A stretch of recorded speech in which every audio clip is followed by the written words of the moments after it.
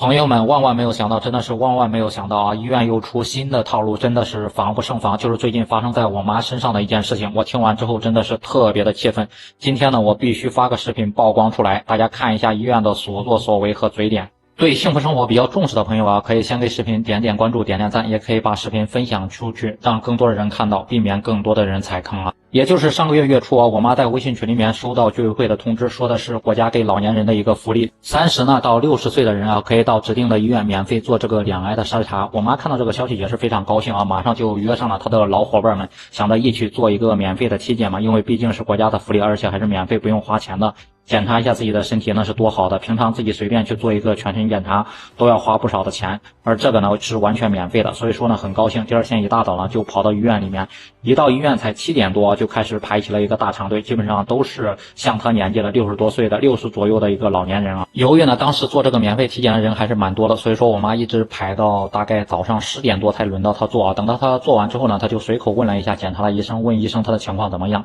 医生说应该一切都还好吧，一切指标应该都是正常的，但是呢要等随后的一个具体的检查报告的结果出来，你要在家里等电话。如果说没有电话呢，证明你的情况一切是正常；如果说有电话呢，我们再具体的通知你，再给你详谈。我妈呢一听医生说没有什么事了，觉得自己身体应该是没啥问题，就开开心心的回家了。没想到呢，接下来5天发生的事真的是让她非常的崩溃。接下来真的才是好戏登场了。在第5天的时候呢，我妈就接到医院的一个电话啊，说她的检查呢可能有点问题，整个的检查报告里面应该是有点问题的，需要我妈呢再一次去医院做一个全面的一个复查，深入的复查。大家都知道啊，如果是老年人接到医院或者医生的这种电话，肯定都会被吓得不轻，当时就完全是头晕目眩的一个感觉啊，感觉自己的身体肯定是出了什么问题，所以说医院才会重新给自己打电话。真的是那几天呀，我妈是吃也吃不下去，然后睡也睡不着觉，总感觉自己身体出了什么问题，连自己的后面的事情都想好都安排好了，真的整得特别崩溃啊。就那2天的一个时间，我劝也劝不住，我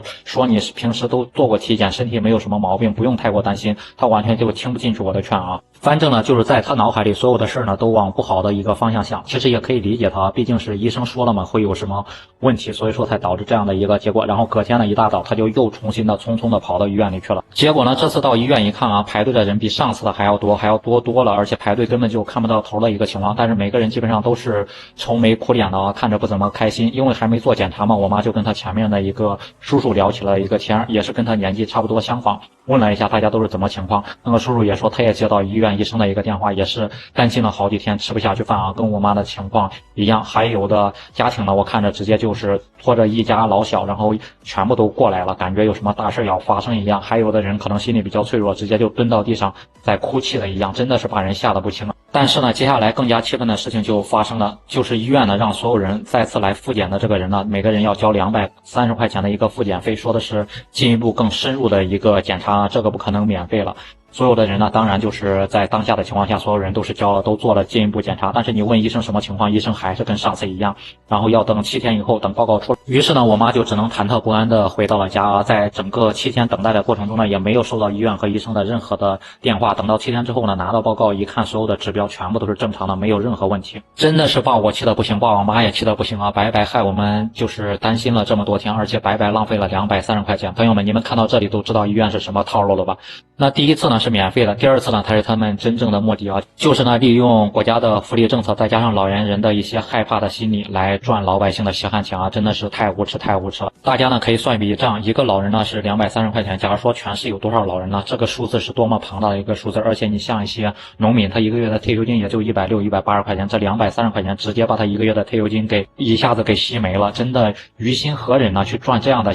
血汗钱呢？赚这样的钱，你们真的心安理得吗？所以说在此发个视频啊，也提醒各位朋友，千万要提醒自己的父母不要踩坑，不要踩这种坑啊。同时呢，也提醒一下这些医院啊，国家出台这样政策呢是一项福利，针对老年人的一项福利，是一项好政策，不要拿着好政策去耍小聪明啊。不知道朋友们对医院的这种所作所为到底是怎么看的？你们呢觉得这样的所作所为该受到社会的指责吗？欢迎在评论区留下您的观点和看法。